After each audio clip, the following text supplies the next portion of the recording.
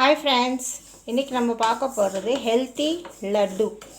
கேர்ள்ஸுக்கு முக்கியமாக age attend பண்ணதுக்கப்புறம் ரொம்ப வீக் ஆகிடுறாங்க கேர்ள்ஸ் எல்லாம், இப்போ இருக்கிற பசங்கள்லாம். அதனால் அவங்களுக்கு நம்ம ஒரு லட்டு செய்கிறோம். இப்போ நான் வந்து ஆளி விதை போட்டிருக்கேன், அப்புறம் சன்ஃப்ளவர் சீட்ஸ், அதுக்கப்புறம் வறுத்து வச்சுருக்கேன் பம்கின் சீட்ஸ், காவி அரிசி, பச்சைப்பயிறு, இதில் ஏலக்காவும் வறுத்து வச்சுருக்கேன். ஓகேங்களா? இது எல்லாமே வறுத்து ஒன்றும் பாதியமாக வறுக்கணும், ரொம்ப தீய விட்டுறக்கூடாது. நல்லா அந்த வெடிக்கிற சத்தம் கேட்குது பார்த்தீங்களா ஆளி விதையில், அவ்வளோதான். நெக்ஸ்ட் வந்து வெள்ளை உளுந்து, கருப்பு உளுந்து இல்லை இப்போ என்கிட்ட, அதனால் நான் வெள்ளை உளுந்து, இந்த உளுந்தோட போட்டுக்கலாம். கருப்பு உளுந்தும் போட்டுக்கலாம், உடைச்ச கருப்பு உளுந்தும் போட்டுக்கலாம், வெள்ளை உளுந்தும் போட்டுக்கலாம். எல்லாம் ஒரு 50 கிராம்ஸ் எடுத்துருக்குறேன். ஒரு 20-25 டேஸ் மார்னிங் எம்டி ஸ்டொமக்கில் கொடுங்க கேர்ள்ஸுங்களுக்கு.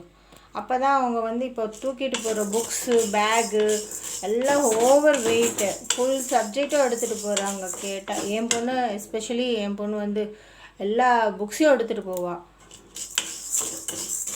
ஆக்சுவலாக அது என்னாலே தூக்க முடியாது, 25 kgக்கு மேலேயே இருக்கும் போது அந்த புக்ஸ் எல்லாம் வெயிட்டு. எனக்கு ஒரு நிமிஷம் இங்கேருந்து கூட்டிகிட்டு போய் எடுத்து போய் ஸ்கூலில் விட்டுட்டு வரதுக்குள்ளவே என் பேக் பெயின் வந்துடும்.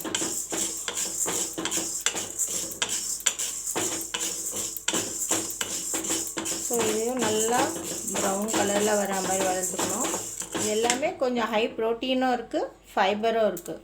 நான் இப்போ இருக்க பசங்களுக்கு யாருக்குமே, பாய்ஸாக இருக்கட்டும் கேர்ள்ஸாக இருக்கட்டும், யாருக்குமே எந்த ஒரு ஹெல்த்தி ஃபுட்டும் கிடையாது.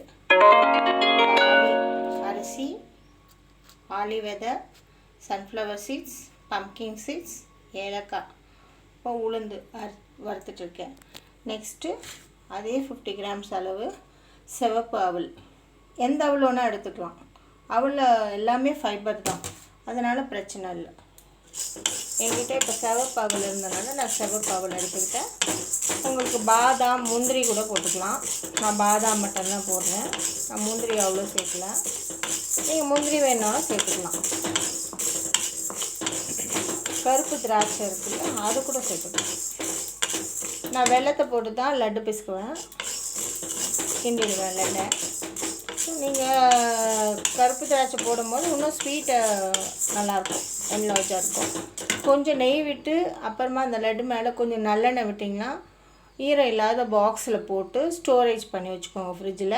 ப்ரஷ் பண்ணிவிட்டு, ஏர்லி மார்னிங் ப்ரஷ் பண்ணிவிட்டு டெய்லி ஒன்று சாப்பிட்டுட்டு நான் ஈவினிங் வந்தோன்னே ஸ்நாக்ஸ்ன்னு கேட்கும்போது அப்போ ஒரு வாட்டி கொடுத்தீங்கன்னா அவங்க கொஞ்சம் ஹெல்த்தியாக இருப்பாங்க, டயர்ட் ஆக மாட்டாங்க, நல்லாயிருக்கும். ட்ரை பண்ணி பாருங்கள். பாய்.